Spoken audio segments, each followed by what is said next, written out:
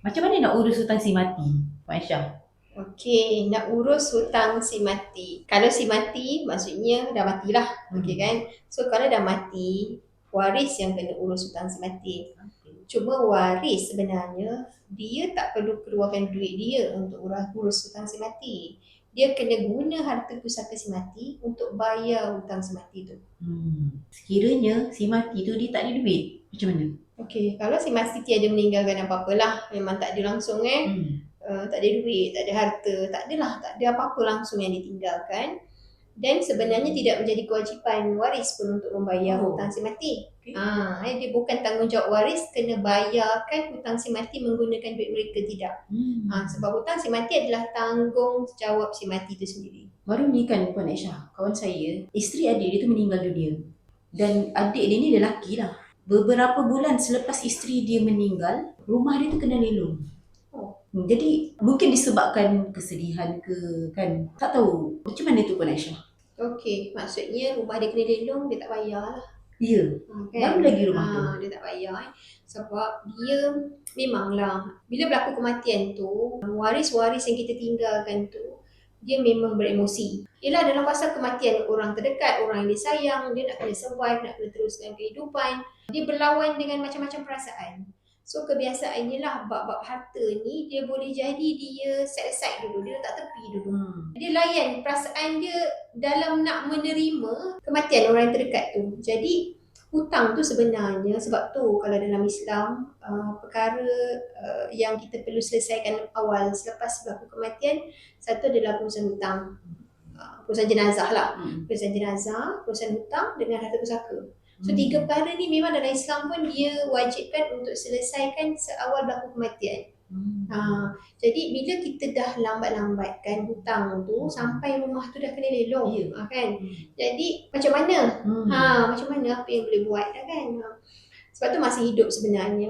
Bila kita bercerita tentang nak urus harta, kita dah kena tengok apa hutang yang kita ada. Bukan setakat harta je. So, hutang yang kita ada ni, kita kena pastikan bila berlaku kematian kepada kita, ada sumber untuk membayar hutang tu.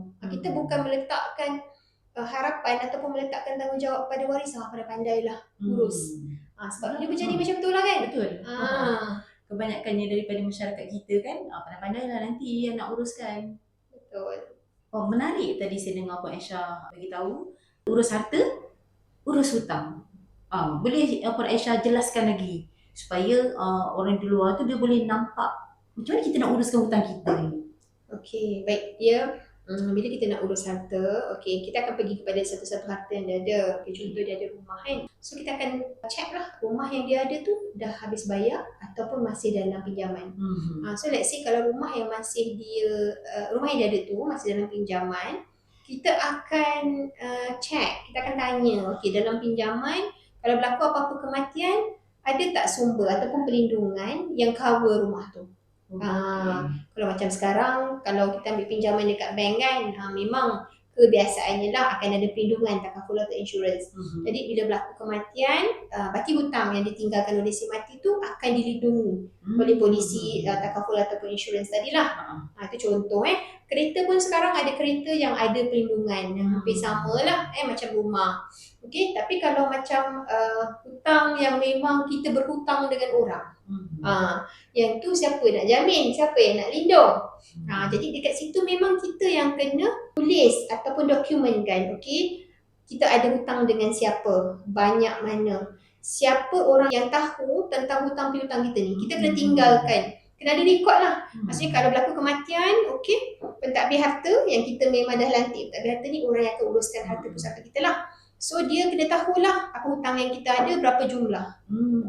Jadi dekat situ kita tidak membebankan tanggungjawab membayar hutang tu kepada waris. Kita memang dah siap-siap sediakan dari mana peruntukan untuk bayar hutang dan kepada siapa kita ada berhutang supaya pentadbir yang uruskan harta kita lepas kita meninggal tu jalankan tanggungjawab tu.